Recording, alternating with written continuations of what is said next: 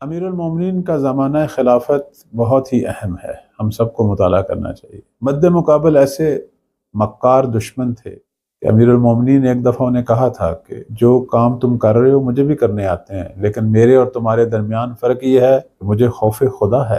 جس انسان کو خوف خدا ہو وہ حدود میں رہتا ہے، اور جسے خوف خدا نہ ہو اس کے لیے کوئی حد نہیں، وہ ہر کام کر گزرے گا جو نہیں کرنا چاہیے۔ اس زمانے میں انہوں نے امیر المومنین کے خلاف جو ایک بڑا محاذ کھولا ہوا تھا، وہ کیا تھا؟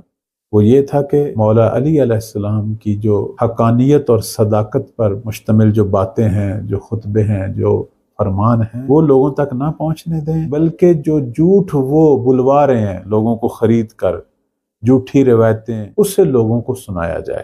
جیسے آج کل میڈیا میں بھی 80% جھوٹ ہوتا ہے، اس زمانے میں بھی یہی کام ہو رہا تھا، اور اس کا نتیجہ دیکھیں کہ امیر المومنین جب شہید ہوئے محراب مسجد میں، تو بہت سارے لوگ جو ان کے اس پروپیگنڈا کا شکار تھے وہ کہہ رہے تھے کہ آیا علی نماز بھی پڑھتے تھے؟ نعوذ باللہ۔ یعنی آپ دیکھیں جھوٹ کتنا کامیاب ہے۔ آج ہم دن میں پتہ نہیں سینکڑوں ہزاروں بار موبائل کو دیکھتے ہیں۔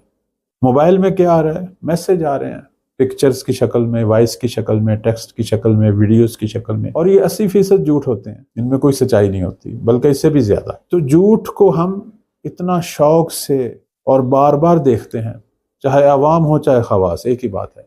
لیکن اللہ کے جو پیغامات ہیں قرآن مجید میں، جو کہ محض صداقت ہے، نہج و بلاغہ میں امیر المومنین کے جو فرامین ہیں جو محض صداقت ہے، احادیث محمد و آل محمد، اس کو ہم کتنی دفعہ دیکھتے ہیں۔ قرآن جو کہ ہمارے گھروں میں ہے، ہمیشہ ہر گھر میں، کوئی اور کتاب ہو نہ ہو، قرآن کو کھول کر دن میں کتنی دفعہ دیکھتا ہوں۔ تو لامحالہ جب میں نے حق اور صداقت پر مبنی پیغامات نہیں دیکھنے، تو میرے اندر جو روح ہے، میرا جو باطن ہے، جو میرا دل ہے، جن چیزوں کو دیکھ رہا ہے ویسا ہی ہو رہا ہے۔ بالاخر یہ سیاہی، یہ بڑھتے ہوئے گناہ، یہ غلط فکریں، یہ غلط ذہن، یہ سب کچھ اسی وجہ سے تو پیدا ہو رہا ہے۔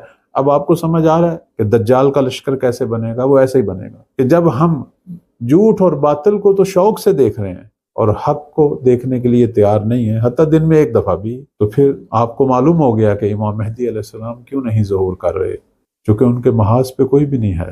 ہاں، باطل کے محاذ پہ رش ہے۔